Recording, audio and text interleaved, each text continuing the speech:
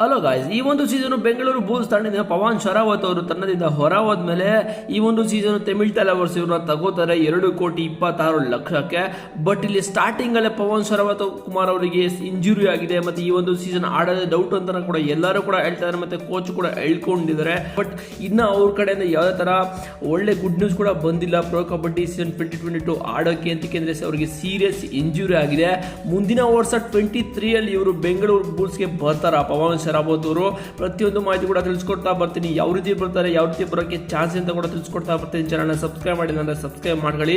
ಮತ್ತೆ Telegram link ಕೂಡ description ಕೊಟ್ಟಿದ್ದೀನಿ, ಬಂದು ಜಾಯ್ನ್ ಆಗಿ ಪ್ರತಿಯೊಂದು ಅಲ್ಲಿ ಲೈವ್ ಅಪ್ಡೇಟ್ ಕೂಡ ಸಿಗ್ತಾ ಇರುತ್ತೆ. ಈ ಸಲ ಕಪ್ ತಮ್ಮನೆ ಅಂತ ಸರ್ಚ್ ಮಾಡಿ ಟೆಲಿಗ್ರಾಮ್ ಜಾಯ್ನ್ ಆಗಿ, ಮತ್ತೆ ಫೇಸ್ಬುಕ್ ಇನ್ಸ್ಟಾಗ್ರಾಮ್ ಎಲ್ಲ ಕಡೆ ಇದೆ, ಬಂದು ಫಾಲೋ ಮಾಡಿ ಗಾಯ್ಸ್. ಮತ್ತೆ ಪವನ್ ಶರಾವತ್ ಕುಮಾರ್ ಅವರು ಬೆಂಗಳೂರು ಬುಲ್ಸ್ ತಂಡಕ್ಕೆ ಯಾವ ರೀತಿ ಬರ್ತಾರೆ, ಯಾವ ರೀತಿ ಬರೋಕ್ಕೆ ಚಾನ್ಸ್ ಇದೆ ಅಂತ ಹೇಳಿದ್ರೆ, ಈ ಒಂದು ಸೀಸನ್ ತಮಿಳ್ ತಲವಾಸ್ ಅವರ 2,26,00,000 ತಗೊಂಡ್ರು.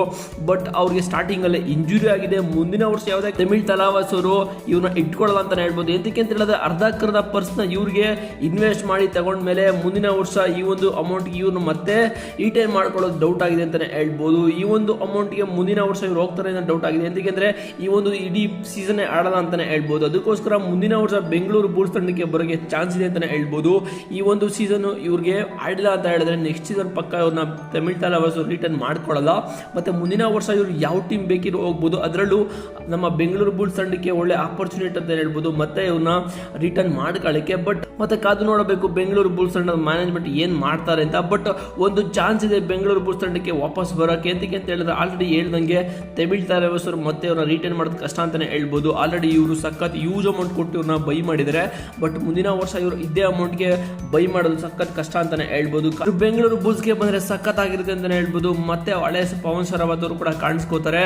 ಈ ಒಂದು ತಮಿಳ್ ತಲಾವಾಸ್ ಹೋದ್ಮೇಲೆ ಸಖತ್ ಇಂಜುರಿಯಿಂದ ಈ ಒಂದು ಸೀಸನ್ ಆಡಕ್ಕಾಗ್ತಲ್ಲ. ಬೆಂಗಳೂರು ಬುಲ್ಸ್ ಇದ್ದಾಗ ಯಾವುದೇ ತರ ಇಂಜುರಿ ಇಲ್ಲ, ಎಲ್ಲಾ ಸೀಸನ್ ಕೂಡ ಸಕ್ಕತ್ತಾಗಿ ಆಡ್ಕೊಂಡು ಬಂದ್ರು. ಬಟ್ ಈ ಒಂದು ಸೀಸನ್ ಈ ರೀತಿ ಆಗಿದೆ. ಇದ್ರ ಬಗ್ಗೆ ನಿಮ್ಗೆ ಕಾಮೆಂಟ್ ಮಾಡಿ, ಚಾನಲ್ ಸಬ್ಸ್ಕ್ರೈಬ್ ಮಾಡಿದ್ರೆ ಸಬ್ಸ್ಕ್ರೈಬ್ ಮಾಡ್ಕೊಳ್ಳಿ, ಪ್ರತಿಯೊಂದು ಅಪ್ಡೇಟ್ ಕೂಡ ಬರ್ತಾ ಇರುತ್ತೆ.